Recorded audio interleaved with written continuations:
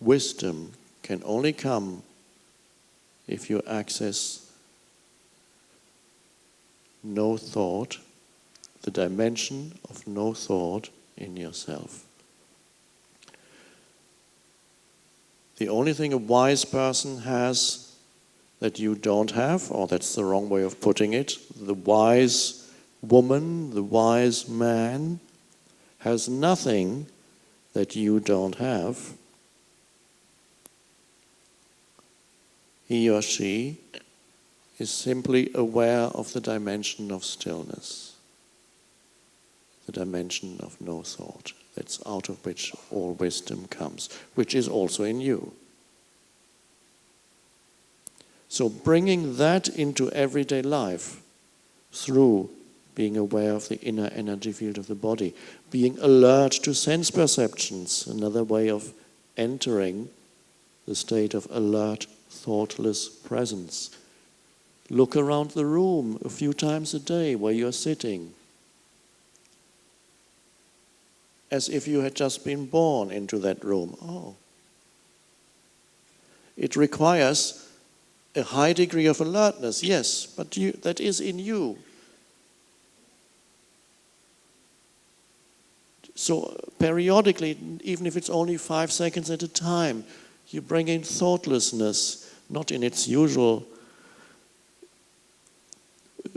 Thoughtlessness usually is a negative term, but here, thoughtlessness implies more consciousness, more intense awakeness, to awaken.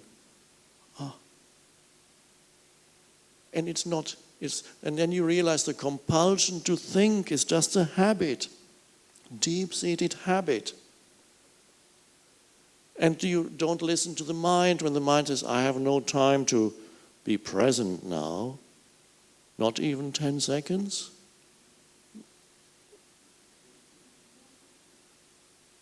Not true.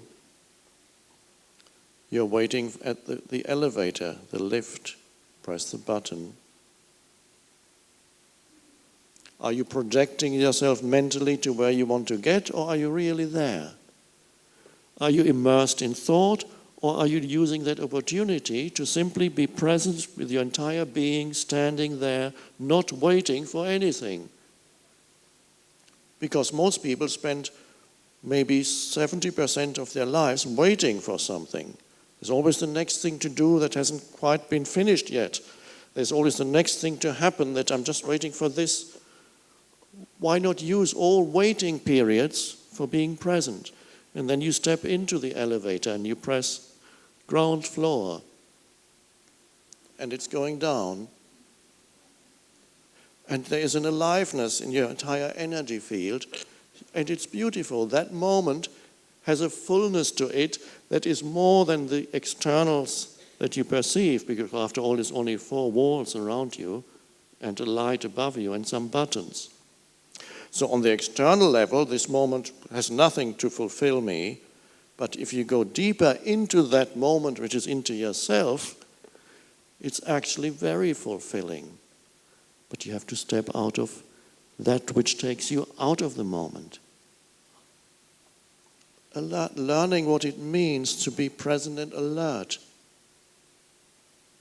And then perhaps you arrive at the ground floor and you forget and you go about your business.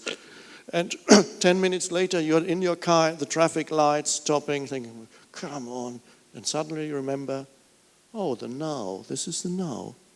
And then again, you look at the red light, and the red has an intensity to it that's quite beautiful. That before, to notice that, you would have had to take acid. Because taking acid I'm not recommending this but for some people it can give them a first glimpse of what it means not to be burdened by continuous mental commentaries. But it doesn't really raise your consciousness. It simply amplifies sense perceptions. And the red of the traffic light, don't do it. The red of the traffic light becomes so intense, you can't think about it anymore. It just is overwhelming. Wow.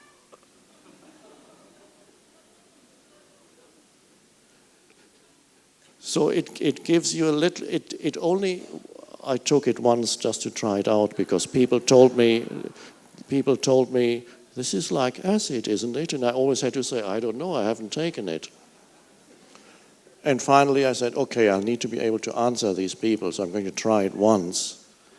And so what I've experienced was the amplification, everything was vibrating. There was intensity of smell, hearing, the visual, tasting, everything was amplified. Nothing special that I experienced otherwise. But some people say, wow, the world can be so alive. It always is. You just don't know it because of the screen of your thinking. So here, this is much better than acid. But there's a slight similarity, yes. But here you notice it because you become more awake. There's the traffic light, and here I am. And you feel the energy field in your body as you sit there, and you become aware of the movement of people, and you just look. The movement of cars, you just look. Oh, it's not that bad. Before you were complaining about that moment. What's this? Why am I sitting in this? I should be there, but I'm here. Yes. Can you argue with that? Well, you can, but it's mad. So you accept the isness of that moment and enter that moment more fully.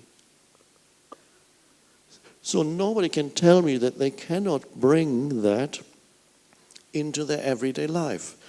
Not continuously yet. It's not required. It is more important how often you awaken out of thinking than it is how long you remain in the state of not thinking. That looks after itself. Yes, after a while, that will be longer.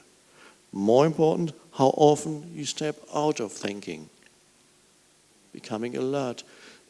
There's an intelligence there that wasn't there before, and it doesn't need to call the world. You know what you're looking at without concepts. You look deeply. You also sense a certain aliveness in whatever you look at, which is no different from the aliveness that is in you. Everything has beingness to it. Everything has presence to it. Even so-called inanimate objects have a beautiful presence when you are not thinking about them, just looking. I'm not telling you now you must live in that state of consciousness. Just occasionally bring it in, enter it. 5 seconds is fine. 2 seconds.